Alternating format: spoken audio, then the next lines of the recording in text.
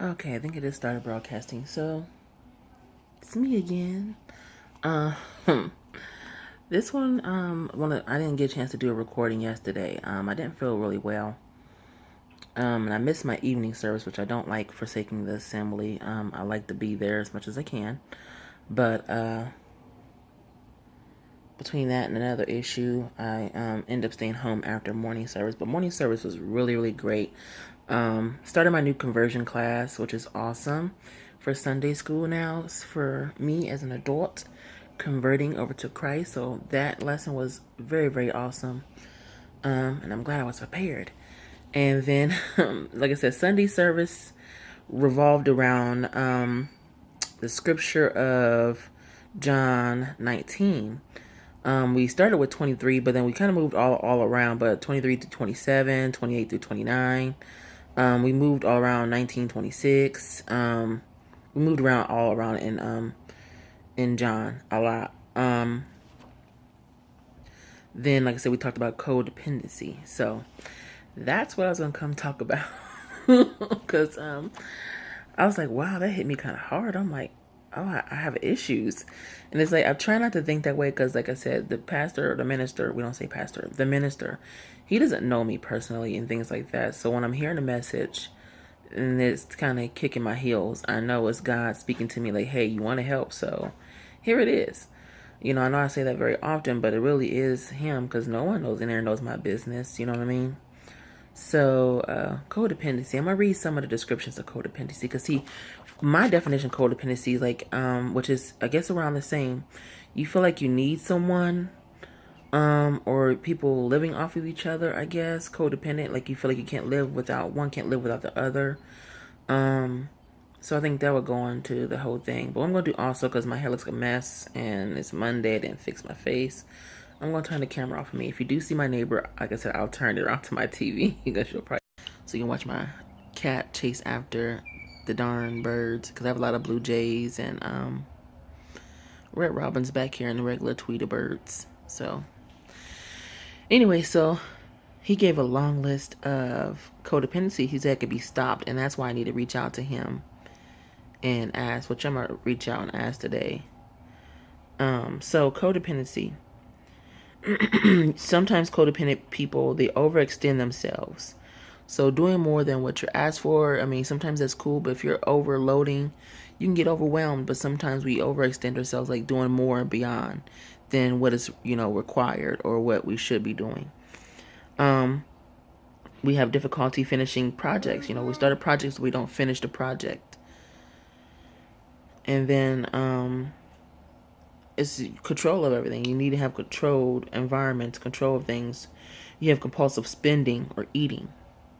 I know in the spending area, I have issues. My compulsive eating, I'm an emotional eater, something I came to terms with last year to understand myself more. Have I dealt with it? I have not yet, and that's something I definitely need to work on. Like, I don't eat a lot.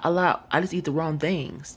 And because a lot of my things I portion out, but sometimes, like I said, having a Twinkie here and there, or having orange juice when I know I don't need orange juice, or having a half a bag of chips, a small bag of chips, the ones that are like 149, 169, those little small little chips. Even eating those, that stuff I know I don't need, but I do it because I'm emotional. I'm like, I need something sweet or I need something sour, and instead of probably pushing towards the healthier options, which is celeries, carrots, other vegetables that you can eat raw and or cooked, either way. So just I randomly snack, because that's what I should say, because like I said, even when I eat dinner, I don't overeat. I randomly snack. So it's compulsive eater. Compulsive spending, I need to get that under control. I mean, it's a habit that was learned. I didn't have real big guidance on how to, really save, spend, and all that stuff. So,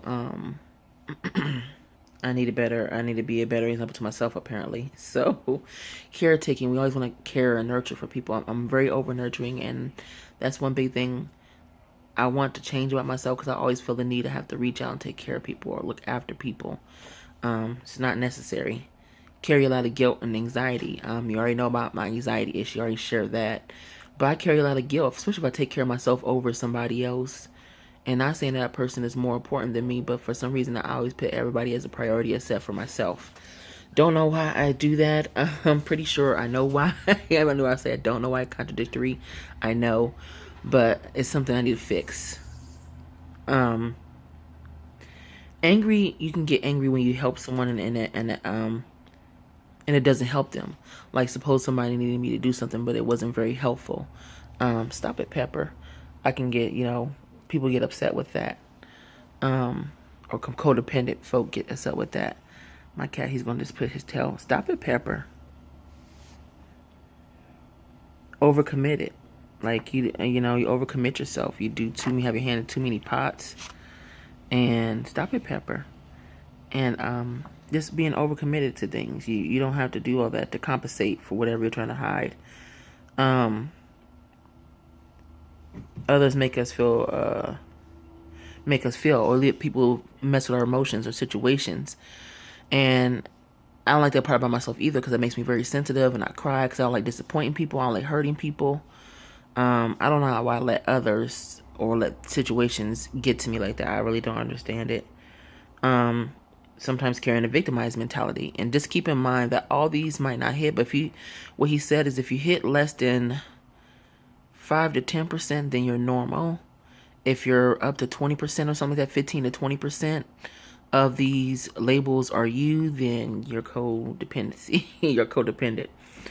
So, low self-worth, you think you're lower than somebody else. Like I said, I always put people above myself, and I don't think I'm worthy of love, or I'm not worthy, of anything. You know what I mean? And, I have that.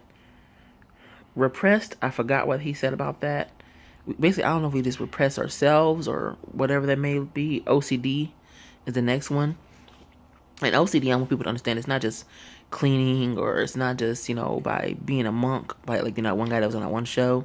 Sometimes OCD is like, I look at numbers, and sometimes, even with the microwave, it's so stupid. I stop at a certain number all the time. I don't like it.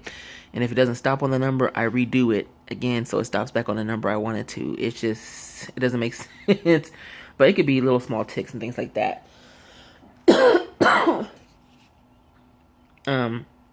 Worry all the time, which goes with anxiety. Always worrying. So those are some of the symptoms of codependency. You can look that up online or whatever. You already know how to Google and get more of a definition of more detailed. I'm sorry, my throat. I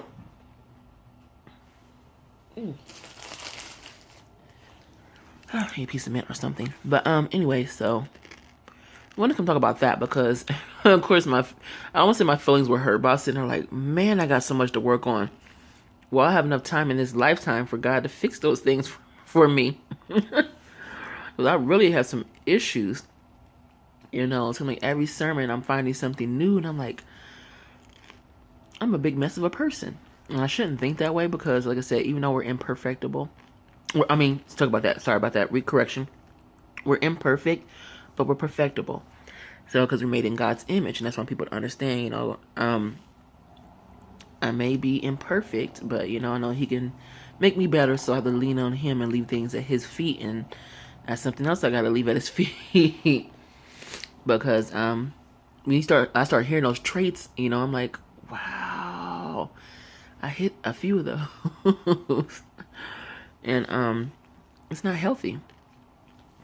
And many moons, especially when it comes to the random, compulsive eating or compulsive spending, your pockets will always be empty. And then you'll have either health issues from overeating, compulsive eating, and eating randomly. On top of being overweight, and that's a life lesson, I'm learning definitely the hard way. I've been a big hardhead about that. So I wanted to come on and share about that. And, see what you guys are opinion about codependency. Because one thing, like I said, I gotta ask him. He said it can be stopped by the way our service ran in the morning. Is that I don't think he got enough time to give us the information on the steps we can take to stop. What scriptures would apply to that. So when I get at those scriptures, I will share that with you and come back and make this a part 2, so that I can share the scriptures with you and things like that. So I'll get off here, get done blabbing my mouth, and go make me some breakfast because it is a late morning for me. apparently. And already fed my stray cats and my lovely bugs. You see him back on the prowl waiting for those birds. That's all he do. Is that right, Peppa? He licking his chops. He's gonna eat some wet food. Peppa. Then my little stalker. Like, I can't really see him because of the light. That's the look he gives me. That's Lieutenant Red. He gives me that look like stalker mode. Pepper, who you looking for? And I'm trying to wait to see if I can catch one of the blue jays because, like I said, they normally come down, but they probably know I'm recording. So I always try to get a good picture of them, and it doesn't seem to work out too well. But like I said, I'll get off here. Thank